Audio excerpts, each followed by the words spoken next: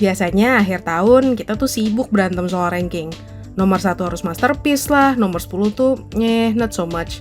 Tapi jujur, tahun 2025 ini film industri lagi thriving banget. Banyak yang bagus. Terus gimana coba cara ngejadiin ranking 1, 2, 3, 4, 5, terus udah gitu kesannya yang lainnya tuh jadi lebih jelek gitu. Dan nomor 1 udah pasti paling bagus, kan nggak enak ya.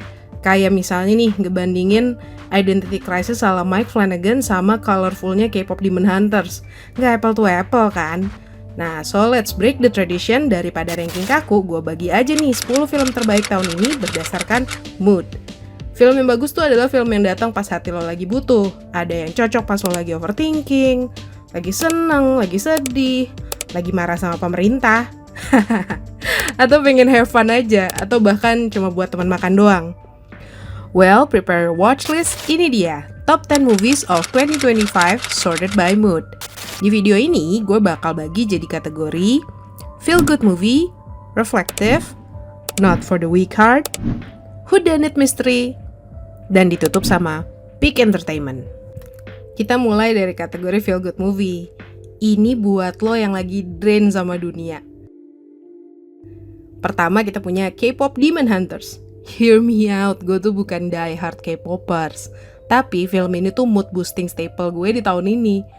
Visualnya eye pleasing, lagunya crazy addictive, dan yang paling penting energinya. Sony Animation berhasil ngebungkus budaya fandom K-pop jadi sesuatu yang lebih bisa diterima oleh wider general audience dengan cara yang menyenangkan. Sangat respectful sama culture K-popnya tanpa bikin non-K-pop fans merasa teralienasi. Kalau lo lagi butuh semangat dan mau ngerasa hidup lagi, tonton ini deh. It guarantees you will get back in your feet in no time. Lanjut ke Superman-nya James Gunn. Di dunia yang makin sinis, suram, James Gunn justru ngasih kita superhero yang colorful banget. Dan salah satu kekuatan adalah baik. It's just pure kindness gitu. Film ini tuh berani nyentil isu politik dan imigran, tapi gak preachy. Nonton ini rasanya kayak tombol reset buat moral kita. Kayak seakan tuh ngingetin, inget gak sih rasanya jadi orang baik tanpa pamrih, bergerak tuh cuma berdasarkan cinta aja akan humanity gitu. So I think it's a warm hug in a movie form. Sekarang masuk ke mood yang agak berat, reflective. Tipikal film yang maksa kita untuk reflektif sama diri sendiri. Kita mau bahas Sore, Istri dari Masa Depan. Jujur film ini hit too close to home karena gue ngelihatnya karakter Jonathan dan dinamikanya sama Sore itu bener-bener ngegambarin the blind leading the blind. Sore yang berusaha sekuat tenaga buat bantu Jonathan dengan bad habits-nya seakan jadi analogi sempurna betapa beratnya ngejalanin hubungan. Nggak akan pernah mudah. Even the relationship within yourself. Sore tuh sempat ada momennya nyerah kecil, tapi dia segera balik berjuang lagi. And somehow, it pays off. Walaupun pakai time travel konsep, nggak usah mikirin jelimet deh soal plot hole-nya. You just have to see and feel this movie for yourself. It shakes me to my core.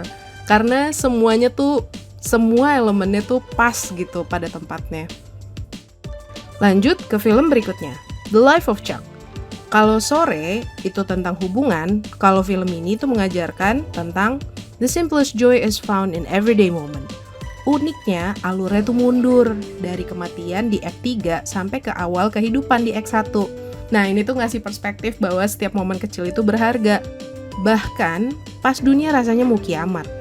Di akhir film, kita baru dikasih tahu kenapa di pembukaannya ada nuansa apokaliptik. Pada akhirnya, kita diajarkan lagi soal acceptance atau ikhlas, dengan approach yang subtle dan gak menggurui. This movie helps you to navigate the chaos in your head without being too dark. Kita juga ada film Frankenstein.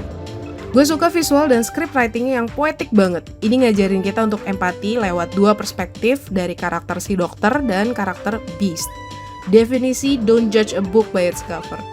Cuma sayang aja tayang di bioskop terpilih cuma di Amerika sono, itu pun waktunya cuma sebentar. Definitely not for the weak heart. Kategori film yang akan gue obrolin ini buat lo yang berani buat ngadepin trauma. Bring Her Back dari Filippo Brothers. Ini tuh horor, tapi isunya soal kompleks grief. Gimana rasanya berduka buat orang yang sebenarnya nyakitin lo. Someone who left a mark on your soul in a bad way.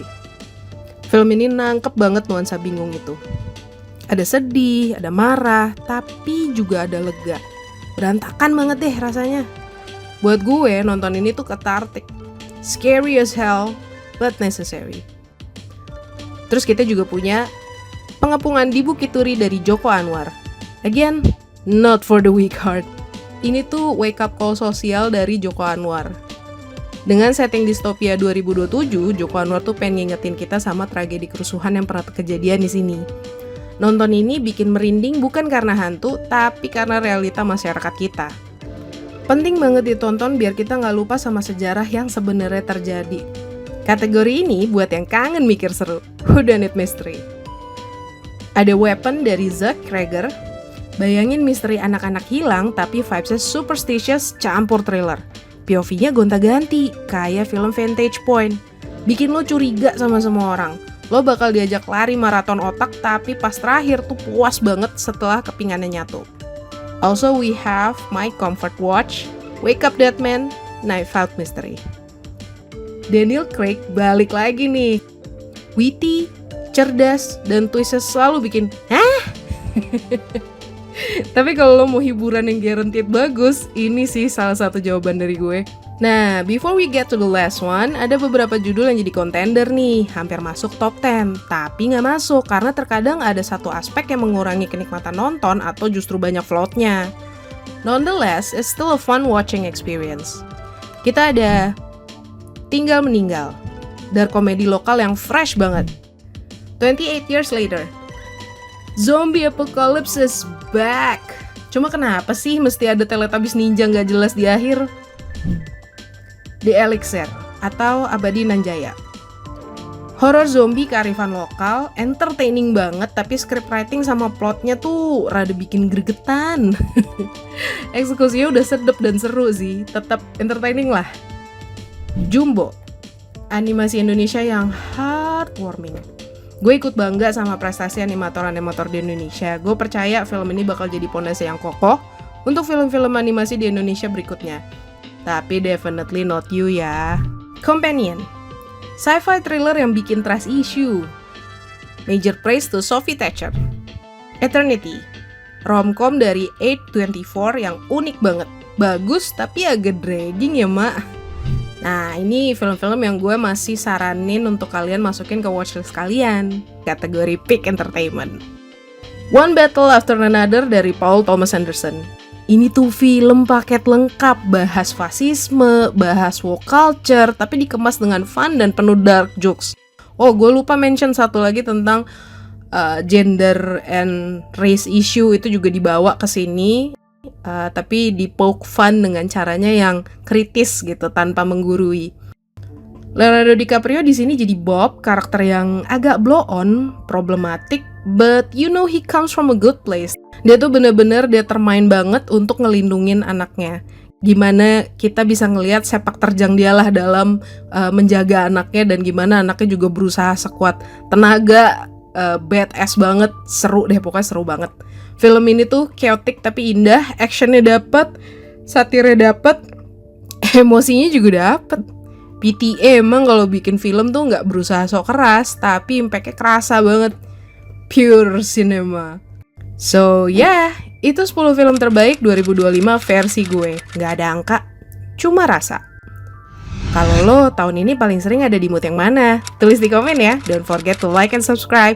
Bye guys.